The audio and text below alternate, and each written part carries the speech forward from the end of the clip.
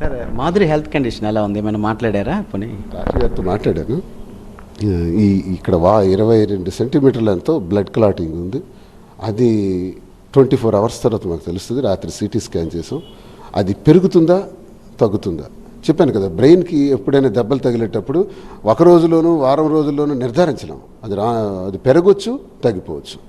Brain తాలూకా దెబ్బలు అలాగే ఉంటాయనేది నేను చాలామందికి చూశాను. డాక్టర్స్ కూడా నాకు అదే చెప్పారు.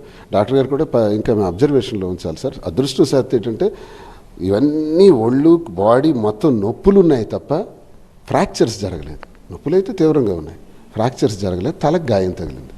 అది అబ్జర్వేషన్లో చూసి పెడతాము. తలకే తగిలింది. ఇవన్నీ బాడీ అంతా క్రష్ అయింది. దానివల్ల పెయిన్స్ ఉన్నాయి. బెలూన్ వచ్చి దబ్బును కొట్టేటప్పుడు ప్రొటెక్షన్ వచ్చినప్పటికీ కూడా కొంత ఇది లోపల ఇది జరుగుతుంది. క్రాష్ అయ్యేటప్పుడు జరుగుతుంది. హాస్పిటల్లో ఆమెకి ఎవరినైనా పెట్టారా సపర్ చూసుకోవడం? వాళ్ళ కుటుంబ సభ్యులు ఉన్నారు, అందరూ వెళ్ళారు. వాళ్ళ కుటుంబ సభ్యులు అందరూ అక్కడికి చేరారు. వాళ్ళ ఫ్యామిలీ వచ్చిందా? అంటే దూరంగా ఉన్నాను అనేసి. మరో విషయం ఏంటంటే ఆమె భర్త కూడా రెస్పాండ్ అయ్యారంట. ఏదో ఆడియో వచ్చిందని విన్నాను నేను. భర్త కూడా చాలా పాజిటివ్గా రెస్పాండ్ ఏమన్నారు? నాకు ఆడియో నా దగ్గరికి ఇంకా వస్తుంది, నాకు రాలేదు. ఎలా స్ప్రెడ్ అయింది, మీ దగ్గరికి రాలేదు ఆడియో? నేను అడుగుతాను. భర్త కూడా ఇది అన్యాయం, ఇది తప్పు, నా వైఫ్ని ఇలాగా దుర్భాషలాంటి మాట్లాడితే మాత్రం నేను కోర్టుకి కూడా వెళ్తాను, కేసులు ఫైల్ చేస్తాను, ఇలా వ్యక్తిత్వ హననం చేసి మాట్లాడటం కరెక్ట్ కాదని రెస్పాండ్ అయ్యారని. ఆరోపణల వల్లే ఆమె భర్తకు దూరం అయ్యారు, నేను రోడ్డున పడ్డానని ఆమె ఆరోపించారు. భర్త ఫారెన్లో ఉన్నారు, కానీ ఇప్పుడు జరుగుతున్న పరిణామాలకు రెస్పాండ్ అయ్యాడంట. అంటే వాళ్ళ కుటుంబ సభ్యులు కూడా ఇంతవరకు ఆమెకి ఒంటరి చేసేసిన పరిస్థితులు ఇప్పుడు జరిగిన పరిణామాల్లో ఎవరు విడిచిపెట్టుకుంటారు సార్? ఇప్పుడు ఆయన భరోసా ఇస్తున్నారా? ఏమైనా భరోసా అని నేను ఆడియో వినలా. మీరు చెబుతుంటే, మీరు ఇంటర్వ్యూకి అని వచ్చేటప్పటికే నాకు తెలిసింది. ఇప్పుడు వింటాను. అవసరమైతే అది విని ఏదో మీకు కావాలంటే పంపిస్తాను. అది నేను రప్పించుకొని మీకు పంపిస్తాను. ఆయన ఎక్కడ ఉన్నారండి ఇప్పుడు? వారు నాకు తెలిసి యూఎస్లో ఇక్కడ ఉన్నారు. అంటే చెప్తున్నాను, కష్టం వచ్చింది కాబట్టి అందరూ ఇప్పుడు ఆమెకి మద్దతుగా వెళ్ళారు. అందరూ మీరే వెళ్ళలేని పరిస్థితి, ఇంత సన్నిహితులు, గైడు, స్నేహితులు. దురదృష్టం. వెళ్ళకపోవడం తప్పే, అన్యాయం. మరి ఏం చేస్తాను, నా పరిస్థితి. హాస్పిటల్ నుంచి కోలుకున్నాక ఎక్కడ ఉంటారు ఆమె? ఏంటి తెలియదు సార్. ఇప్పుడు ఆమెకి ఆస్తులకు లోటు లేదు, బ్రతకడానికి లోటు లేదు.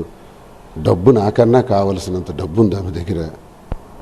వైజాగ్లో మంచి అపార్ట్మెంట్స్ ఉన్నాయి, పెట్రోల్ బంక్ సొంతంగా ఉంది, ల్యాండ్స్ ఉన్నాయి, వ్యాపారాలు ఉన్నాయి. ఏదైనా వ్యాపారం చేయాలంటే చేయగల తెలివితేటలు ఉన్నాయి. మహా నాలెడ్జ్ ఉంది బిజినెస్లో. ఆమెకేమీ మనం ఆర్థిక సహకారాలు చేసేయాల్సిన అవసరం లేదు. తిరిగి నాకు అప్పిస్తుంటుంది ఆమె. నేనే 2 కోట్లు తిరిగి ఇవ్వాలి. ఇప్పుడు 2 కోట్ల పైచిలకే ఇవ్వాలి. ఈ బిల్డింగ్ కట్టేటప్పుడు కూడా కొంత అమౌంట్ ఇచ్చింది. అలాగే ఎన్నికల్లో పోటీ చేసేటప్పుడు కూడా ఒక 2 కోట్ల వరకు ఖర్చు పెట్టింది. నేను ఇవ్వాలి డబ్బులు.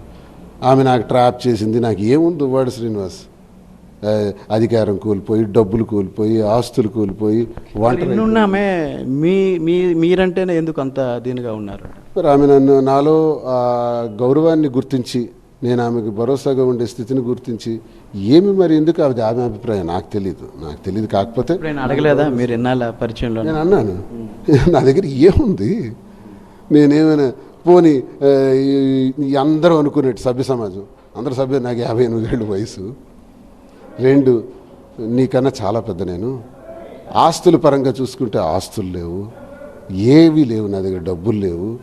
పోనీ రాజకీయంగా ఒక ఉన్నత స్థాయిలో ఉన్నానంటే అది లేదు, అపోజిషన్లో ఉన్నాను. ఈ పదవి అన్నాళ్ళు 2 సంవత్సరాలు 3 సంవత్సరాలు పోతుంది, తర్వాత నా పరిస్థితి ఏంటి అని అన్నాను. నేను చాలాసార్లు అన్నాను అమ్మాయికి. ఎందుకో సార్, మీరు గౌరవప్రదమైన వ్యక్తి, మీరంటే నాకు గౌరవం, ఇష్టం అన్నది, అంత తప్ప ఇంకా దీన్ని ఎవడెవడో ఏదేదో. నాకు ఈ 2 ఏళ్ళు మా ఇంటి నుంచి దూరం చేసిన తర్వాత, తాళాలు కూడా వేసి పంపించేసిన తర్వాత రోజు క్యారేజ్ వస్తుంది. ఇక్కడ ఇంటికి పని మనుషులను పెట్టింది తనే. ఆ పని మనుషులకు ఏంటి వండారు, ఎలా వండారు, సరిగ్గా పెట్టారా లేదా, బట్టలన్నీ ఉతికించారా లేదా, రెడీ చేశారా లేదా, ఆయన మీటింగ్లకు వెళ్తారు, అన్నీ రెడీ చేయండి అని చెప్తుంటుంది, వస్తుంటుంది, వెళ్తుంటుంది. ఇదంతా నిజమే. ఆమె భర్త నుంచి ఎప్పుడు విడిపోయారు? ఎప్పటి నుంచి మీ దగ్గర? ఈ గొడవలు అయిన తర్వాత నాకు తెలిసి 1.5 years అయిపోయింది. 1.5 years అయిపోయింది. ఇప్పుడు నేను ఇన్సిడెంట్స్ చూస్తున్నానంటే, ఆవిడకి ఎప్పుడైతే యాక్సిడెంట్ అయిందో, ఎప్పుడైతే అన్యాయం జరిగిందో, వాళ్ళ పేరెంట్స్ వాళ్ళు వెళ్ళటం, ఆయన అక్కడి నుంచి రెస్పాండ్ అవ్వడం జరిగిందని విన్నాను.